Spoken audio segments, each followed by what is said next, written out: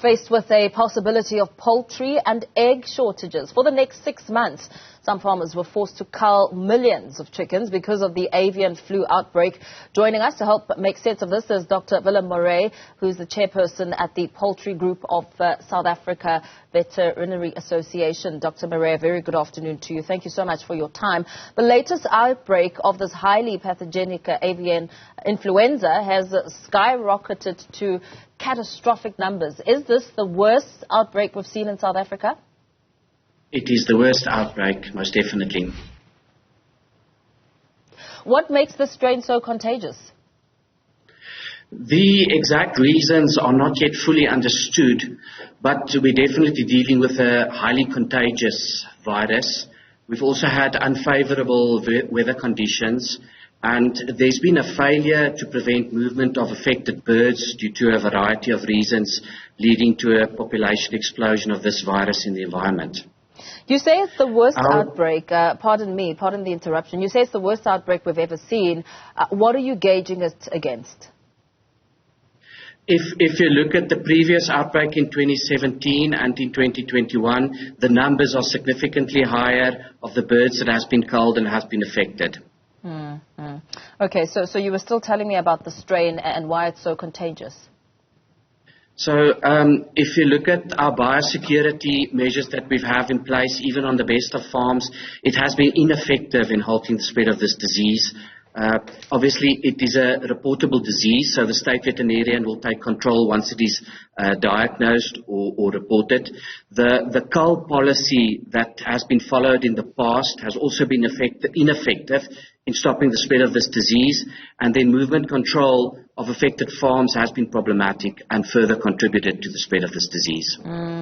So, as the poultry industry grapples with these two distinct bird flu strains, the H5N1 and the H7N6, how many broiler breeders have been affected by the outbreak? And perhaps what impact is it having on the poultry industry at large, I mean, in assessing the rands and cents?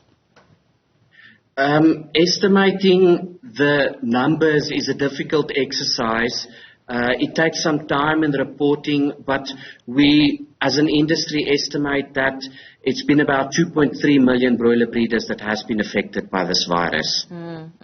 And in terms of the impact, the dent that this will have on the poultry industry, how severe is it? Well, if you look at broiler breeders, we're probably talking about close to a quarter of the total population. And if you talk about layers, we're talking close to 30% of the total population that has been affected. So obviously, with a lack of production of produce, there will be shortages. What does this now translate to when it comes to the eggs and chicken on the shelves in store? Are those safe to consume? There is currently no risk to consumers because of this current strain of avian, highly pathogenic avian influenza. The current virus is circulating in South Africa. They do not have the capacity to infect humans. The products from infected farms will not be allowed to be sold. So highly pathogenic avian influenza in South Africa, it doesn't pose a risk to it's no risk currently. But there is a potential risk for human health, but it is very small. The translated amino acid sequences of the South African viruses were inspected for the presence of markers which may indicate that the virus is a potential threat to human health, and none of the markers associated with the ability of the virus to bind cellular receptors to initiate the infection in mammals are present. So there's no immediate risk. All of the new strains being sequenced will be monitored for these markers. And then it's worth to say that effective vaccination can play a pivotal role in the reduction of the national viral load. So this will also be a vital step in lowering the risk for human infections. Yeah. The Minister of Agriculture yesterday said that they're now trying to import fertilized eggs. How would such a process work?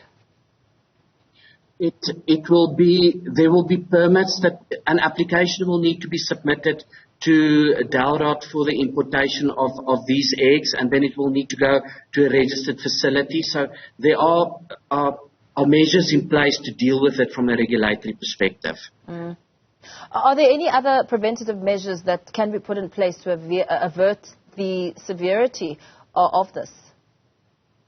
If you talk about the spread under poultry, biosecurity has been our only measure in the past. But as I've said, even on the best farms with the best biosecurity measures, the virus has been able to get into those farms and to kill the birds. So it's really a hard question to answer at this moment, and that's why we are asking for the availability of vaccines to assist us to manage this disease. And as you grapple with these challenges, I mean, what are the other really pressing issues that need to be looked into as this continues to spread and the challenges become even bigger? Look, there will be quite a lot of changes. There will need to be specific regulations with how these vaccines will be used. In fact, the DALROT has already said that it will only be used on farms with high levels of biosecurity. If birds are vaccinated, they will have some type of immunity, so we will need to have good measures in place to be able to diagnose the disease when it does break. But probably not all birds will be able to vaccinate. It will depend on the farms. We will probably target high-value birds.